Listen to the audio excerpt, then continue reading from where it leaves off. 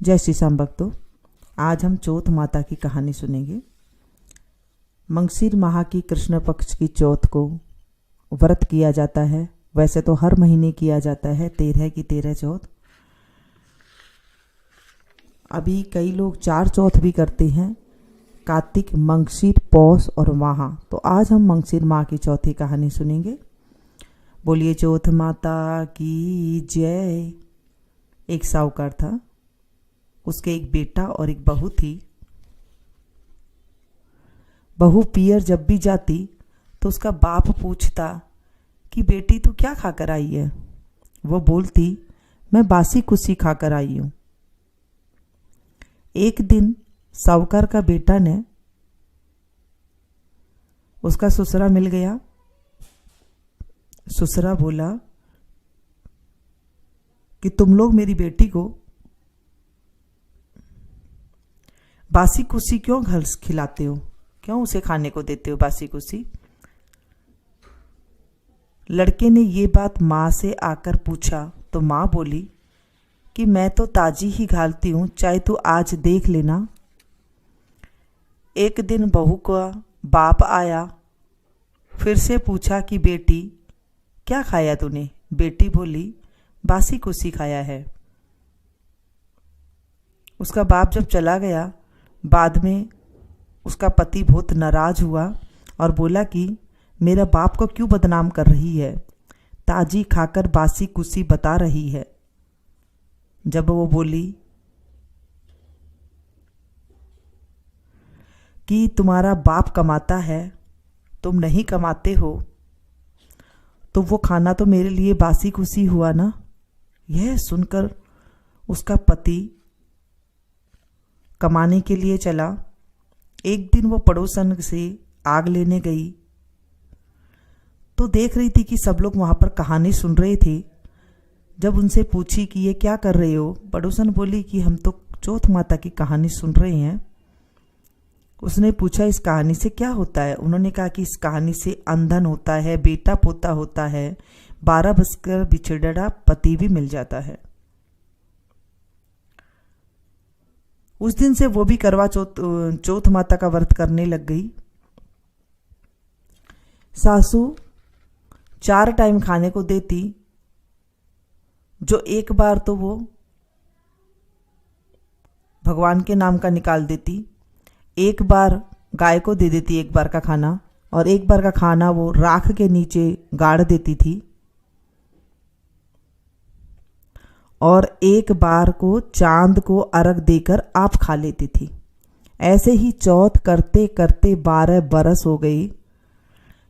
गणेश चौथ ने सोचा कि इस व्रत करते इसको 12 बरस हो गए हैं, अगर इसका पति वापिस नहीं आएगा तो हमें कलयुग में कौन मानेगा। उस रात को चौथ माता ने पति से बोली कि तू अब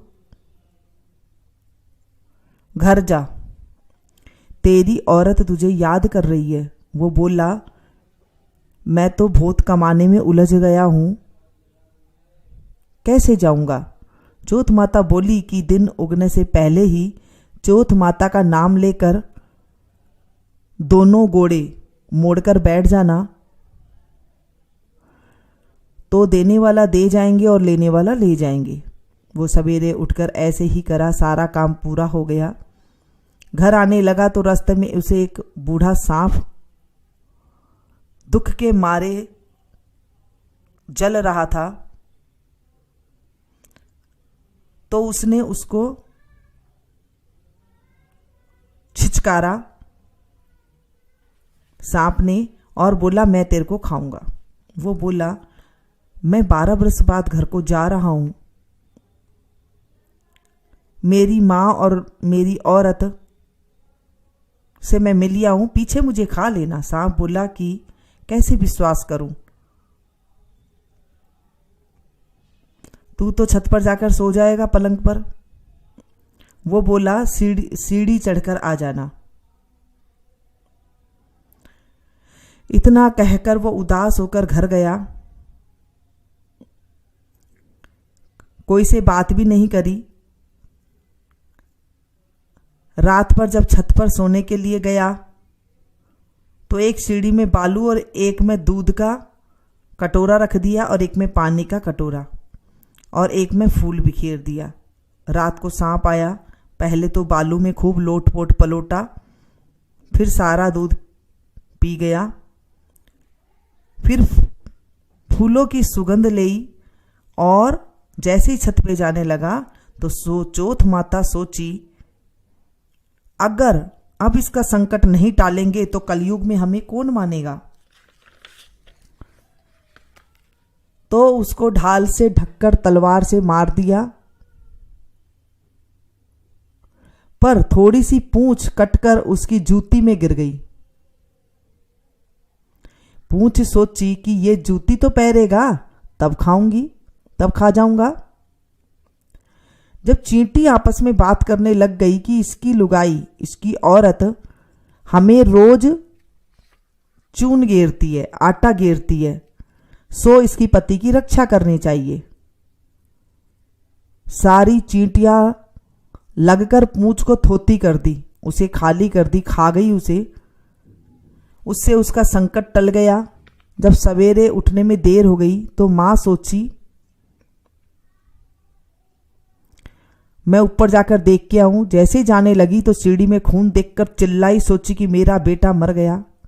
बेटा आकर सारी बात बताई और मां ने पूछा कि मेरे नाम से कोई पुण्य व्रत करा था क्या। मां बोली, मैं तो कुछ भी नहीं करा, पर लुगाई बोली कि मैं बारू चौथ तुम्हारे नाम से करा था। मां बोली कि मैं तो व्रत करते हुए तुझे देखा ही नहीं, तुझे तो चारों वक्त रोटी खाती थी तू तो। बहू बोली, एक टाइम का मैं हथकार का निकालती थी, एक टाइम का मैं गाय को देती थी, एक टाइम का मैं राख में गाड़ देती थी मिट्टी के अंदर, और एक टाइम का मैं चांद को अर्घ देकर खाती थी। ब्राह्मणी की लड़की को बुलाकर पूछा तो वो बोली, हाँ मुझे देती थी। गाय से पूछा तो वो उन्हें साहूकारा भर दिया। राख को खोद कर देखा तो सोने की ईंट हो गई जो इसने रोटी रखी थी। सारी नगरी में उन्होंने हेला फिरा दिया। सबसे कहा कि पुरुष की औरत और बेटा की मां सबको ये व्रत करियो। दीदा गोड़ा आंख गोड़ा को धीरा सी, और सबको ये व्रत को करियो। हे चौथ माता,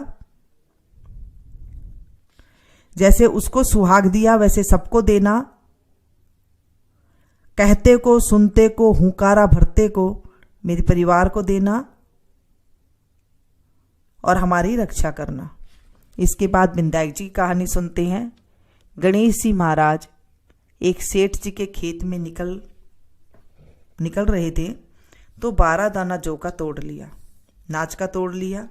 पीछे गणेश जी मन में विचार करने लगे कि ये तो मैंने सेठ जी की चोरी कर ली है।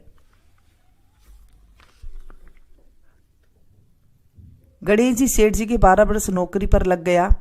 एक दिन सेठानी नित्य कर्म करके हाथ धो रही थी राख से, तो गणेश जी सेठानी का हाथ मरोड़कर राख को फेंक दी और बोला, माटी से हाथ धुआ दिया। सेठानी सेठ जी से बोली कि ऐसा कैसा नौकर रखा है जो नौकर की जात होकर के मेरा हाथ मरोड़ दिया। सेठ जी गणेशिया को बुलाकर बोला, तू सेठानी का हाथ क्यों मरोड़ा? तो वो बोला कि मैं तो एक काम की बात बताई है कि राख से हाथ धोने से कभी शुद्ध नहीं होते हैं।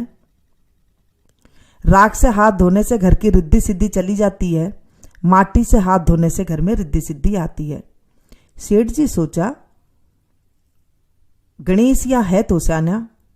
थोड़े दिन बाद कुंभ का मेला आया तो सेठ जी बोला कि गणेशिया सेठानी को नुहा के लिया पानी के अंदर। गणेशिया ले गया। सेठानी किनारे पर बैठकर नहा रही थी तो गणेशिया ने आगे ले जाकर गोता खुआ दिया, डुबकी लगवा दी। घर आकर सेठानी सेठ जी से बोली कि गणेशिया ये काम करा है गणेशिया ने तो मेरी तो इज्जत ले ली। इतना आदमियों के बीच में मेरे को आगे तक घसीट कर नुहाकर लेके आया है। गणेशिया को बुलाकर पूछा तो बुलाकर किनारा पर बैठकर छबल छबल करके नहा रही थी और सबके नहायड़ा जो नहाया हुआ पानी था उससे नहा रही थी। जब आगे जाकर नहाते हैं तो अगले जन्म में बहुत बड़ा राजपाट मिलता है जिससे मैं उन्हें आगे जाकर नहला लाया। सेठ जी सोचा कि गणेशिया है तो सानिया भूषाना है ये तो। एक दिन घर में होम हो रहा था। सेठ जी बोला कि गणेशिया सेठानी को होम में बैठने के लिए बुला लाओ। सेठानी को बुलाने गया। सेठानी ने काली रंग की ब्लाउज पहना था। पहर का जब चलन लगी तो गणेशिया ने उसकी आंगी फाड़ दी और बोली कि लाल आंगी पहनकर चलो। सेठानी रूस गई। सेठ जी आकर पूछा कि क्या बात है। सेठानी बोले कि गणेशिया ने मेरी आंगी फाड़ दी है। गणेशिया को बुलाकर बोला कि तू बहुत बदमाशी करने लग गया है। गणेशिया बोला सेठानी काली रंग के कपड़े पहनकर जा रही थी, मैं तो उन्हें निकलवा कर लाल रंग के कपड़े पहनने के लिए बोला है। काला रंग का कपड़ा कभी शुभ काम में पहनने से काम सफल नहीं होता है। सेठ जी बोला भाई गणेशिया है तो समझदार। एक दिन सेठ जी पूजा कर रहे थे तो पंडित बोला कि मैं तो गणेश जी की मूर्ति लेकर के आओ। तो गणेशिया बोला कि मेरे को ही मूर्ति करके विराजमान कर लो, तुम्हारा सारा काम सफल हो जाएगा। ये बात सुनकर सेठ जी गुस्सा आ गया और बोला कि अभी तक तो तू सेठानी के साथ मस्करी कर रहा था, अब मेरे साथ भी करने लग गया। गणेश जी बोला कि मस्करी नहीं कर रहा हूँ, सच्ची बात कह रहा हूँ। इतना कहकर गणेश जी का रूप धर लिया। सेठ सेठानी सदैव संदेह कर गणेश जी की पूजा करने लगे। पूजा खत्म होते ही गणेश जी अंतर ध्यान हो गई। सेठ सेठानी को बहुत धोखा हो गया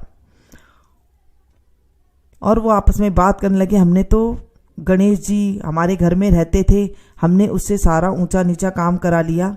गणेश जी सपना में आया और बोला कि मैं तो अपना खेत में से 12 दाना आपका खेत में से नाश तोड़ लिया था, उसका दोष उतारने के लिए मैं आपका 12 बरस काम करा। सेठ जी के करोड़ों रुपया की माया होगी। हे गणेश जी महाराज, जैसे वो सेठानी को दिया, सेठ को दिया, वैसा सभी को देना। इस कहानी को कहते को, सुनते को, हुंकारा भरते को, मेरे परिवार को भी देना। हे गणेश जी महाराज, हमारी रक्षा करना। हे चौथ माता, हमने आज कथा सुनी है चौथ माता की। इस कथा में कोई गलती होगी हो तो हमें माफ करना। इस कथा को सुनने के बाद जो आपने चावल लिए थे, कनक ली थी हाथ में,